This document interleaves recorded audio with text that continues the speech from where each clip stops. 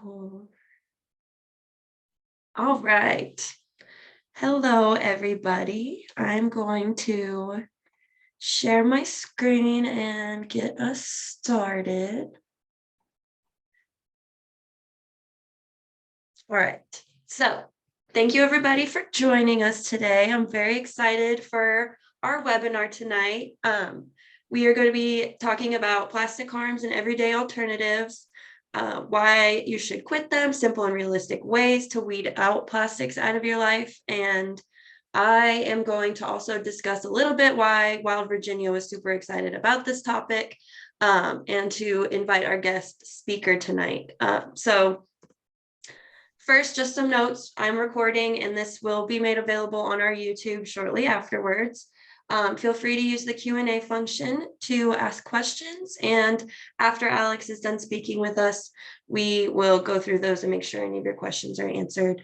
And also, everybody joining tonight has been entered to win 2 prizes.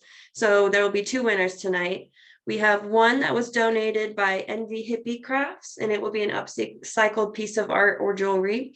And then also Alex has generously donated some items from her shop. So I can let her show you those whenever she is talking. But the winner of those, both of those winners will be announced at the end.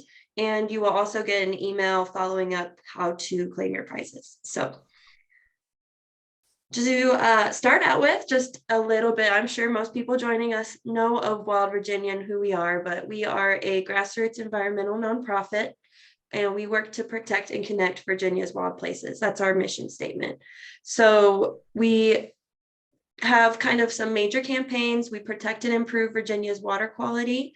And we do things like fight the Mountain Valley Pipeline with that campaign. And then we also protect and connect Virginia's wildlife corridors. So that is my campaign. I am the Habitat Connectivity Program Director for Wild Virginia. So those are our kind of main campaigns. And we do this through educating citizens, landowners, and stakeholders about threats to our forests, and Virginia's environment. And we do things like hikes, outings, and events like these online webinars. We advocate for connectivity and integrity of Virginia's forests and waters. And we also influence decision makers by mobilizing citizens like you. So if you're not already a member, we would love to have you join us. And I will talk a little bit about the perks of that at the end. But there are lots of perks to being a Wild Virginia member, and you can go to our website and do that. So one event also that I wanted to make an announcement about is we are picking back up Wild Virginia's book club. So the first book will be The Book of Hope. I can read it right there. The Book of Hope, A Survival Guide for Trying Times by Jane Goodall and Douglas Abrams. And it's kind of a good time for that, to start the new year off with some hope. And this book is kind of about Jane Goodall discussing how she remains hopeful in the face of so much discouraging news, especially surrounding the environment. And then the next book will be in February, and it will be Finding the Mother Tree, Discovering the Wisdom of the Forest. And this is by Suzanne Simard. And this is the story of the scientific journey that changed how we view the way we look at trees and their connections to one another. So we would love for you to join us for that. We also wanted to point out that we have an Amazon Smile account. So if you are purchasing these books off of Amazon, if you go through smile.amazon.com, you can select Wild Virginia as the recipient of that, and we will get a proceeds of things you buy off of Amazon. So now, all the announcements are over. Let's actually get into this very exciting topic. So I should preface this by, I'm a wildlife biologist, and I don't really know too much about plastics and their effects on water quality, but it obviously is a huge impact, and that is one of our main campaigns that Wild Virginia has been in. So I just had some really striking facts that I popped up there, and I'm just going to go over them quickly and then give it over to Alex, who will talk to us a lot more about it. But these are some things that I found very striking, that every minute, 2 garbage trucks worth of plastic are dumped into our oceans. And that is just an insane amount to me, and it makes me very sad. But microplastics in different forms are present in almost all water systems. So this includes streams, rivers, and lakes, not just the ocean. And water treatment facilities can't remove all traces of this plastic. So it's definitely something to be concerned about. There is more microplastic in the ocean than there are stars in the Milky Way. That is a crazy fact to me. Wild Virginia specifically is getting into this new growing issue. It's not a new issue, but the research behind it is new. So you might have heard of PFAS before. These are forever chemicals that stick around in water. And Wild Virginia is really, in the new year, really going to start looking into this a lot more and being involved with this kind of problem. So now I can talk about something I know a little bit more about, but I think everybody, when you think of plastics and wildlife, you picture a sea turtle with a straw in their nose, or eating a garbage bag that looks like a jellyfish. So that is obviously of extreme concern to us in Wild Virginia, as habitat connectivity concerns this. You can't move around in somewhere that you can't exist in. It's dangerous. So over 1 million marine organisms are killed each year by plastics. So they do this through entangling wildlife and harming them and making them unable to move and exist. And then also wildlife can consume them, either by they look like something that they would normally eat, or they might still have like the smell of food on it. So they might try nibbling on it. There are 5 massive patches of plastic in the ocean floating around, the biggest of which the Great Pacific Garbage Patch. And I saw some articles talking about how animals are now actually colonizing those patches, moving in and like existing within the patch and eating parts of it, which is really concerning. But it doesn't only just affect marine and aquatic animals. It also affects terrestrial animals, because the garbage laying around, it might smell like food still, especially on the land. It will linger a little bit longer.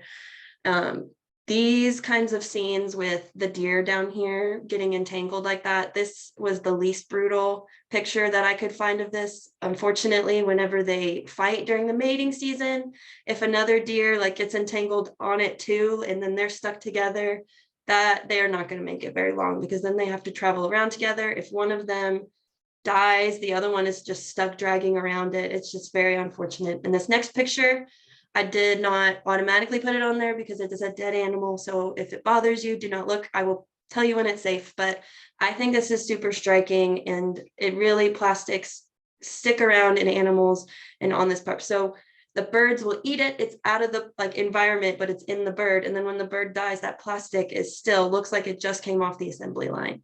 And that bird is already decomposing, but the plastic does not. So it's a very big problem. Okay, the picture's gone, so you're safe. So that is just kind of a little brief facts. I'm very excited for our speaker today, and I will very shortly hand it over to you, Alex. But Alex is joining us from Dogwood Refillery. Dogwood Refillery is a conscious market offering low waste and bulk refill goods for you and your family to live a more sustainable and plastic-free life. And we are very grateful that Alex is willing to join us today. And so now I'm going to hand it over to you. Yay, thanks, Courtney. That was really a depressing way to start this webinar, not gonna lie, but it is so true. And it really is like one of the reasons that I wanted to, find a source here in Charlottesville to help reduce like plastic. I think it's something that we always just think, oh, plastic's not that recyclable, and that's one of the reasons we want to avoid it. But there is like true harm. A lot of the facts that Courtney shared are like great. I had a little bit of that I was going to share later as well. But yeah, I used to work at Apex Clean Energy. It's a wind and solar developer here in Charlottesville. And I just realized I wanted to be able to like do more with connecting with sustainability versus just working a finance job in a sustainable company. And so I started looking at what do we need, like there's things that I can do on a day-to-day basis, like composting and supporting local farmers to reduce my carbon emissions. Really didn't have a great, reliable, easy, accessible source for reducing plastic. And I saw all these refill stores opening around the US. I was really inspired by that. And I thought, And why not take a risk? Quit my corporate job that was really secure and just kind of see like how our community will embrace, refilling and trying to reduce plastic in their lives. And so, as Courtney mentioned, I call Dogwood Refillery a conscious market. And I did that because mostly I was trying to think about the store is more than just a store. Like I wanted to help bring people together. So I kind of like list out, of course, I sell products, refills for home cleaning, personal care, low waste swaps, for daily and on the go essentials.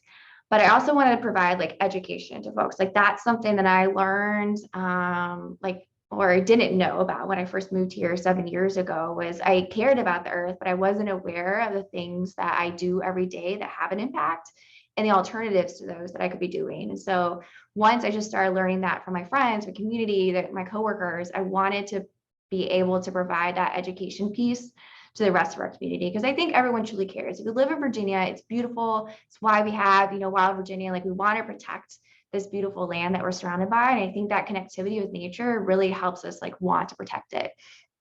And then also like building a community. I think having a lot of people who have like shared mindset with sustainability is really important. I love to support local as much as possible. Of course, as far as reducing carbon emissions from, traveling and bringing those products into my store, but then also like giving back to this community and what gives our community character.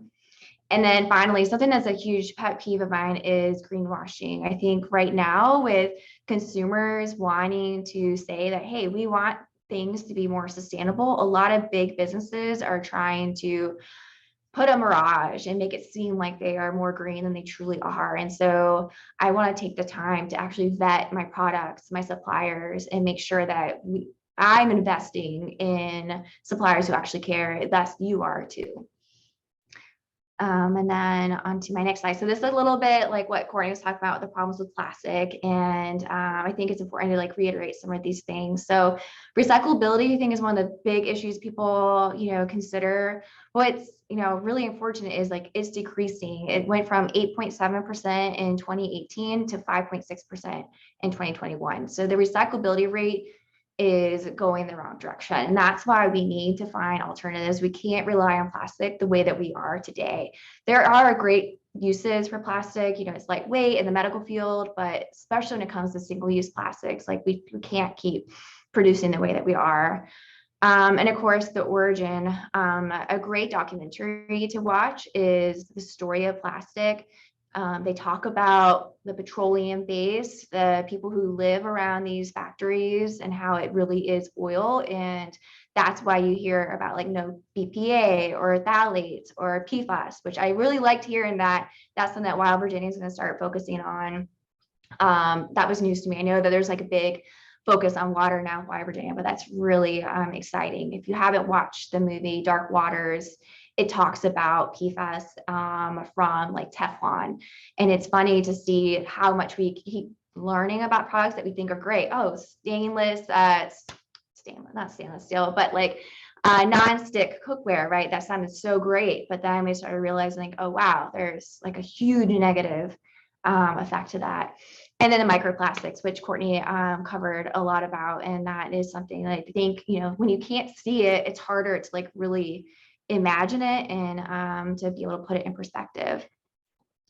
And so I wanted to talk about some ways that you can like start to lower your impact today. And you hear about the 3 R's, right? And you probably have heard, if you're a member or a follower of Wild Virginia, there's really a lot more R's to it, and that those 3 are not going to be, are tried and true anymore, since recycling is not a real like solution at this point. But so when it comes to reducing, like reconsider if there are alternatives to plastic. So something that you're used to buying, whether it's peanut butter, like a lot of times they sell them in glass jars now. So just trying to like take pause and break out of those routines that you're used to doing. Another one is practice saying no or refusing unnecessary stuff. I have a hard time with this. My family, and I'm sure like right now with around the holidays, like some people just are not as conscious and aware. And so you might be getting things that you don't want, like, and it might be in plastic, and just helping like educate those people that are maybe giving them to you and tell them like why that is important to you. And obviously do it respectfully, but I think that, I mean, in a way, that's how I became more aware of sustainability and things I could be doing, was just having those conversations with people.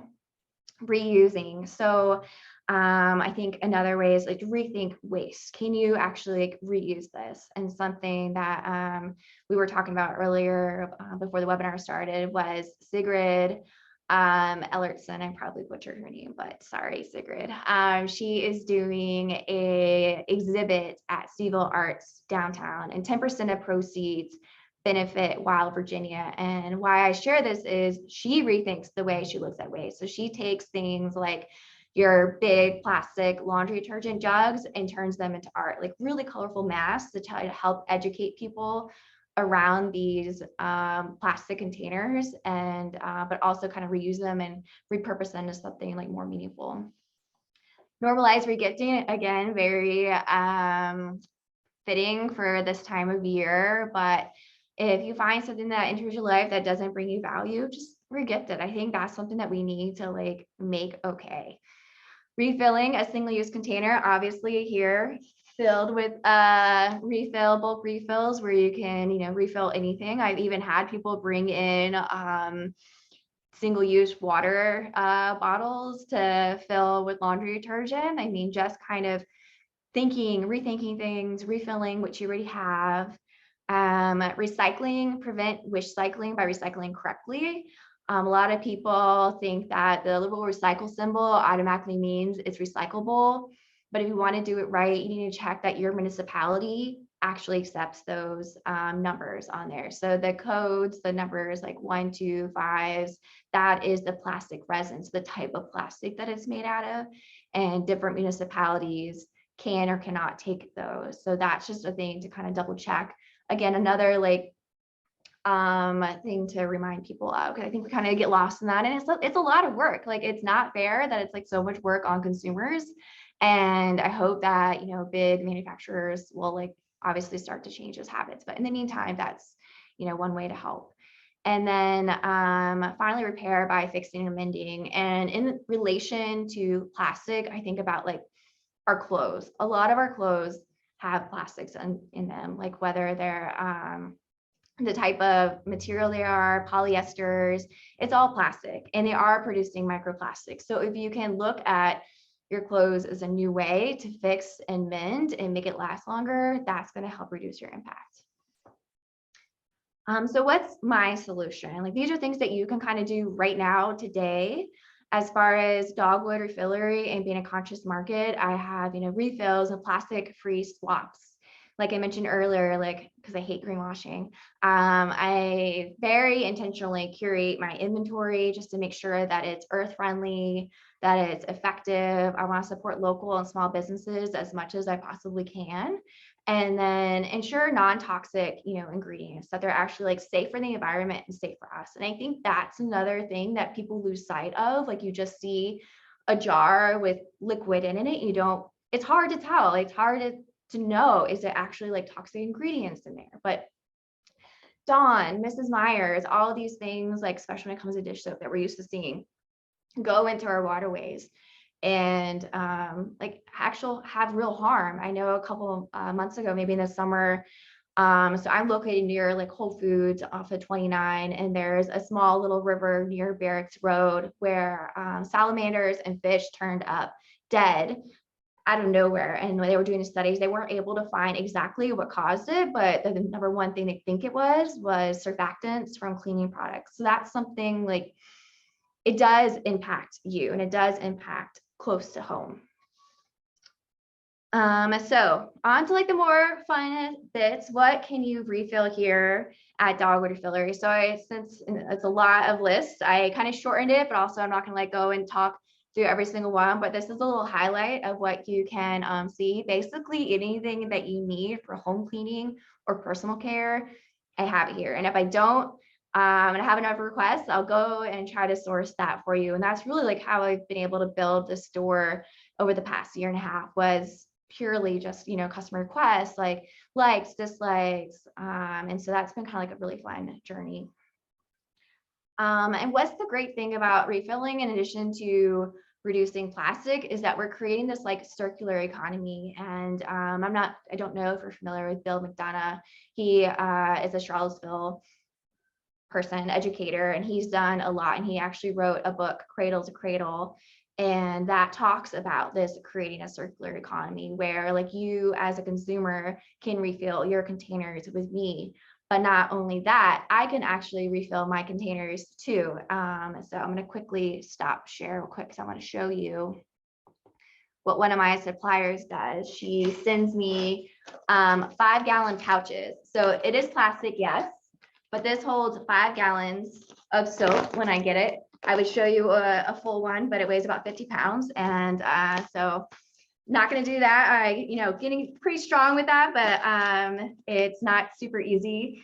And what's great about these is that when I'm done with them, I usually collect about 20 of these at a time. And then I send them back to her and she sanitizes them and reuses them. She's based out of Michigan. I try to get as close as possible so it doesn't have too far to travel. But I think it's a really neat idea. A lot of my vendors are starting to move towards these pouches because they know when we're sending it back, we can send so much more back at once. And I think that's like a really innovative thing that they're doing to try to be more smart with that.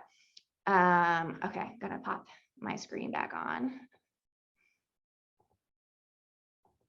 So I get this question a lot. So Mama Says that I just showed you is an example of my laundry detergent. And I have several different options when it comes to laundry detergent because everyone's different, your water's different. But what I do not have are pods or strips. And pods and strips have gotten a lot of highlight and focus spotlight from zero waste bloggers, sustainable advocates. And that's because when they were developed in the lab, they biodegraded 100% of the way. However, they found a study last year that our wastewater treatment facilities actually don't have the proper microbes and ability to have it biodegrade all the way. So 75% of it actually ends up in our waterways. They're fairly confident that it's going to be like a non-toxic. So hopefully it's not creating any sort of harm. But instead of like risking that, and once I learned that, that's why I only carry liquid or powder. So, and it's actually going to save you money. On average, pods and strips cost about 40 cents to 60 cents per load. You're paying, convenience fee because they are very convenient. Whereas we're refilling with us, it's about 15 cents to 35 cents per load. So there's cost savings. It's 100% biodegradable and a really great option. And so the issue, I guess I didn't even mention the polyvinyl alcohol is what's in pods and strips. So the pods have it around the outside, strips is built within to give them that like texture. And so that's the question that I often get, and that's why I don't carry those. And so some plastic-free swaps for every day. So now it's going to be like show and tell. And I wanted to start with toothbrushes. Hopefully you brush your teeth every day. These are great bamboo, alternatives. You think about plastic is what most toothbrushes are made out of. These are castor oil bristles and bamboo, and then a biodegradable paint that they put on the bottom of it. So when it's in your cup or however you keep your brushes, it's not absorbing water into affect the bamboo. So completely compostable when you're done with it. Another thing I have is paper tubes of lip balm, especially right now, this time of year. I think everyone's needing to reach for lip balm more instead of having it in plastic. You can find it in paper, a lot better ingredients too. Straws, as we talked about, the poor turtles with the straws up their noses. I have so many straw alternatives depending on what works for you. So I have glass, which is really nice. Fragile though, so not for everybody. I have stainless steel, which is probably what you're going to see from most places. It's really easy Also a bamboo one if you're wanting to get real natural with it. And then probably the most popular are our silicone straws. You know, you can put them in the dishwasher. They have that flexibility. You can bite on them if that's like your thing with straws. So a little bit of everything for everybody. And then the last one about like everyday use, which is really important for folks in Charlottesville, Albemarle County. I think Roanoke already has the bag tax, but starting in January here in Charlottesville, we're going to have to do a bag tax. And again, if you're a part of Wild Virginia, you watch this webinar, you probably hopefully already use reusable bags, but if not, or if you know someone that is guilty of that, has a hard time remembering, I'm really excited about these. These are GOTS certified, so certified organic cotton, very lightweight, but what's great about them is that there is a little tie, and so you can roll them up and it makes it really easy to remember them, and you just like clip it together. I'm doing this very hastily, but into like a small little pouch, so you can just like throw it in your bag, always have it in your car. A great thing, because I think that's the hardest thing for folks, is to be able to remember to bring them with them. So the next show and tell items I had were low waste favorites. And so these are products that after having the store for a year and a half, I can say with confidence, everyone loves them. So unpaper towel swaps. So these are flannel, great for people who are just like, oh, I can't break that paper towel habit.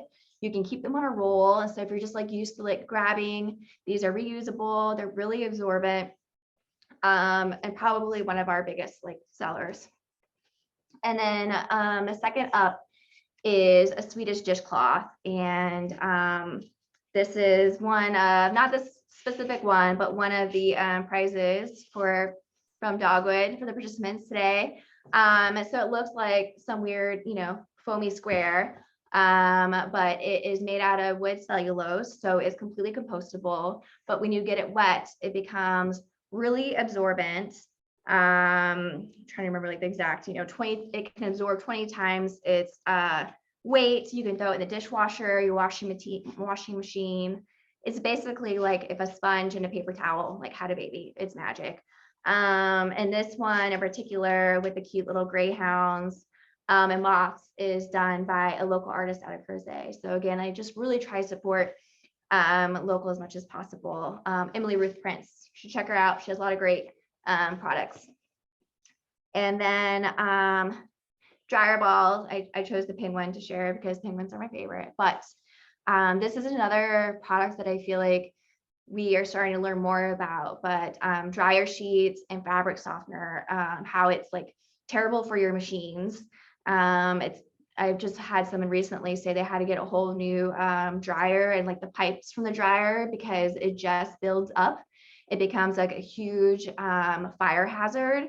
And then over time, it builds up on your clothes and it starts to make it deteriorate. So I grew up on Downy, and learning this and switching to, dryer balls is definitely an adjustment, but I gotta say, I don't miss it. What's great about the dryer balls, they suggest having 3 to 6 at a time. So what it does is it spreads your clothes in your dryer. So it decreases drying time. So you have energy savings there. It helps soften and reduce static. And if you're a fan of essential oils, you can put a few drops on the dark parts of the balls, and you can add a little extra scent to your laundry. And then the last two of the Dogwood favorites are some personal care items. So both of these I do offer in bulk for you to be able to refill. And both of these I have samples of to give to the prize winner. So the first one is Huppy. It's a toothpaste tablet.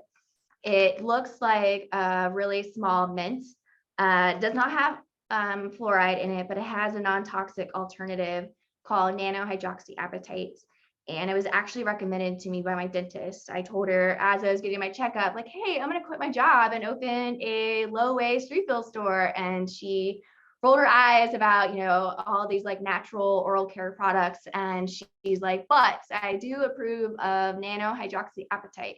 So say that 3 times fast. It took me a while to get to pronounce that correctly, but it was actually founded by NASA because astronauts in space would lose their enamel in zero gravity. So when I first opened the store, I had 3 different brands of toothpaste tablets, but the community has made it very clear that Huppy is their favorite. It's very minty, a very satisfying toothbrushing experience. So something you have to try. And then the deodorant cream. So it's a farm out of Tennessee. There's no baking soda in it, but it actually works. I have so many people that are skeptical of a deodorant cream. Like, I've tried all these natural like deodorants. I'm like, I know, I have too. And people always come back and tell me how much they love it. What's really great about this farm too is they're completely solar powered. So that's another thing. Like I said, I love to support these small businesses that are like walking the talk versus just trying to produce some product they know is going to sell really well. So great stuff. And then my last of my show and tell goodies is being eco-conscious during the holidays. So one of the first things I want to share is we are in Virginia, which has a lot of wine. And so this is a Rat for Life bag by a local vendor in town called Suzu Living. And so this is a really cool reusable gift wrap in that it has, instead of like a furoshiki, if you've heard of that, it's basically just a square rectangle of fabric.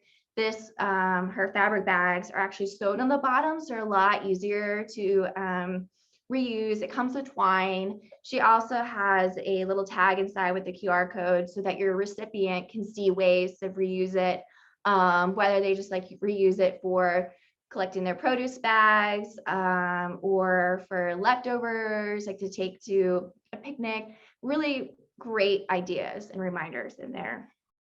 So on topic of wine, when I think about holidays, I think about food and food storage and what do you do about that. So of course, the best thing that you can do is to reuse containers that you already have as much as possible, even if they're plastic. Like, give them a new use, like keep reusing them. If you're hosting like an event, tell your guests, you know, to bring their own takeout containers, so they probably have things at home too. But if not, if you're a fan of cling wrap, I have compostable cling wrap and compostable sandwich bags. So these are great. Easy for like stepping stones in the right direction. They're used to already doing them, but these are at least not made out of petroleum or plastic and can be composted. And then I also have reusable beeswax. And so this is just cotton and beeswax. And so you can compost them at the end of their life. You can't, you don't want to use hot water on them. So they're like a little bit more delicate, but folks really do enjoy these. And like the more you can reuse something, the better. So these are going to be more reusable than the compostable products I just showed you. And then the most reusable and our biggest seller as far as like food storage products would be stasher bags. They're made out of silicone, which is a non-toxic alternative, basically just sand and oxygen. You can put them in the dishwasher, your microwave, the oven, freezer. They're very versatile. And one of these bags replaces up to 260 like Ziploc bags. And so I think that's why folks really, again, it's like that you're something you're used to, but more durable and reusable.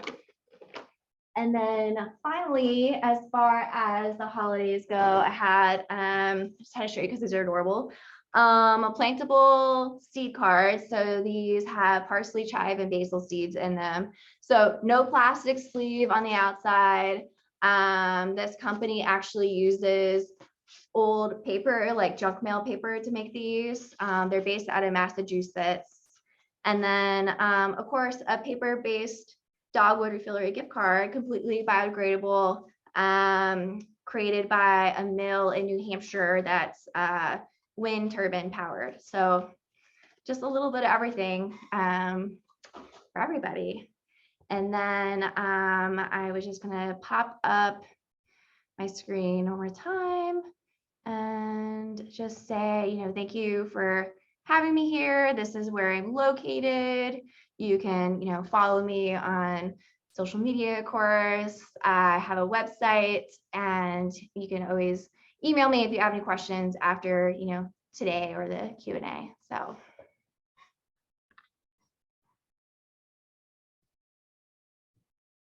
Thank you so much. I learned a lot.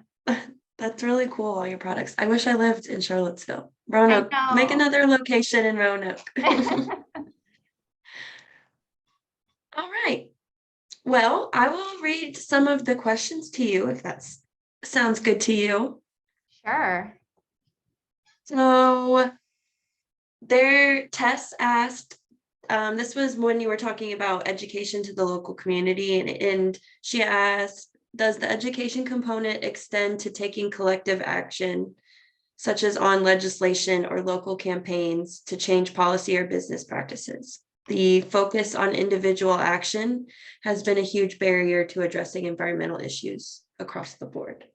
Absolutely. That's something that I am not really good at myself, but why I want to collaborate with Wild Virginia that does a lot of that lobbying on our behalf. And so when I told a lot of my customer base about Wild Virginia, I'm like, the Mountain Valley Pipeline, like this is huge. Like these are things like when you invest in these organizations who know the rules and know how to, lobby. I do a lot of encouraging people to vote.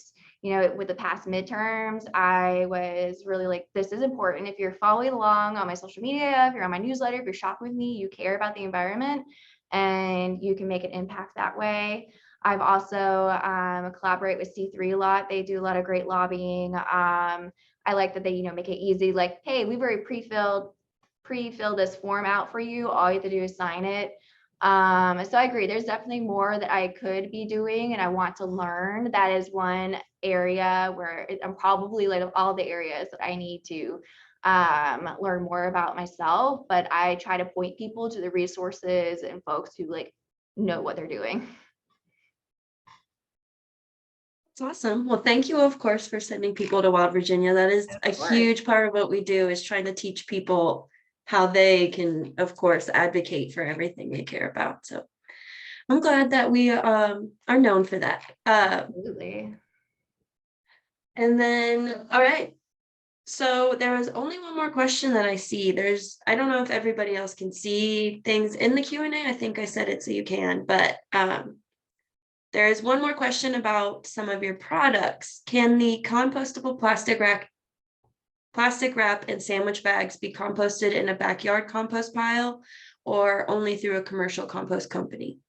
So they market them as only commercially compostable. So that's what I would suggest. But Eric from Black Bear is an avid shopper here. And so I was like telling him about the responsible box, and I was like, it's a bummer that they're only commercially compostable. He's like, people can throw them in their backyard compost. It just takes a little bit longer. So it's kind of, same with cardboard. If you threw like a big piece of cardboard or a big log in your backyard compost, it's going to take a while. So if you were to like break it down, like cut it up, it would help because it's just like a plant-based thing. But I'm a very type A rule follower, so I would just use it commercially composting. I always suggest, I don't know where this person's located, but even people who do backyard composting, you can take commercially compostable things to the McIntyre Recycling Center. So some people will have like their separate like high heat composting products there, but that's also why I always advocate for reusing as much as possible.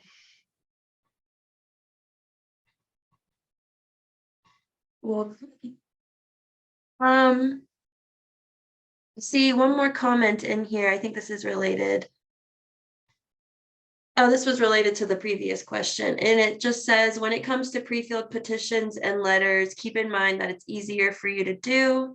That usually makes it easier for the targets to ignore, and you can use the letter text as a guide to write your own and show that you care enough to take that time and effort. But yes, I've always wondered that actually. Like that's a good point. I'm glad that that person suggested that. That's a good suggestion. I am guilty of that as well myself, as somebody who very much, I sign like a lot of letters, but so sometimes it is just easy to just like, it puts my name in right there for me. And I Right. feel like I did something, but am I actually doing something if I'm just Right. clicking a button? Yeah. Or like wish cycling, right? Like, oh, I'm just gonna like put some Exactly. recycle bin and you feel like you're doing something, but that's like a really great insight. I was actually going to ask you that. I'd never heard of wish cycling. Is that just putting things in that you wish could be recycled?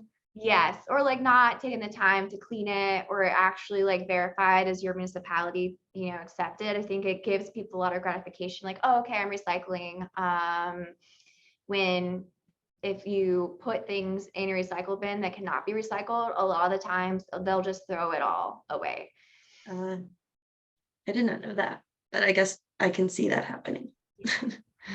And then there's only one more question, and it says, are the compostable products BPI certified? Absolutely. That is one thing that Eric has instilled in me. And so I always like verify that. If it says just compostable with no certification or biodegradable, I don't bring it into my store.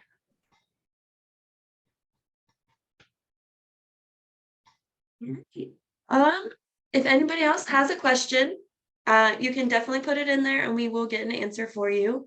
You can also feel free to email us, but I am going to share my screen one more time, really quick.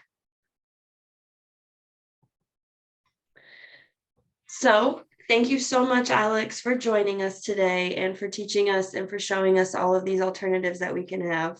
I also wanted to thank everybody here for joining us. And I also wanted to thank people who are already Wild Virginia members for being a member, because we are only able to host things like this and do the work that we do through our membership. And it's very important to us that people feel involved in what we're doing and like they are being a part of the work that we do. If you are not a member of Wild Virginia already, you can become one. We are actually in our winter appeal right now, and that will end December 31st. So we're really trying to raise some money so that we can make sure we're protecting and connecting the places in Virginia that you care about so much. I also wanted to point out that there are some cool benefits to membership outside of just having a say in what is going on. There are also discounts you get with many local businesses around Charlottesville, including Dogwood Refillery. And I also wanted to give a special thank you to Alex because she donated some of her profits from Black Friday to Wild Virginia, and that means a whole lot to us. So you can see the businesses that are included on our website. Whenever you go to www.wildvirginia.org, you can go to the Why Should I Become a Member page, and you can see all the businesses and discounts you get there. And so, Kylie, if you could send me the winners of the raffle prize. Oh, I see it now. So congratulations to Deborah Stryker and Isabella, I'm going to mess this up and I'm sorry, Chalfont. You two were selected to win, so we will email you details on how to claim your prizes after this. That is all we had today. Thank you so much, Alex, for sharing all of your wisdom with us today. Oh, thank you for all you do. And thanks for having me. I'm like truly honored. And I hope everyone enjoyed the webinar. Definitely, and I learned a lot. So thank you so much. I'm going to stop recording.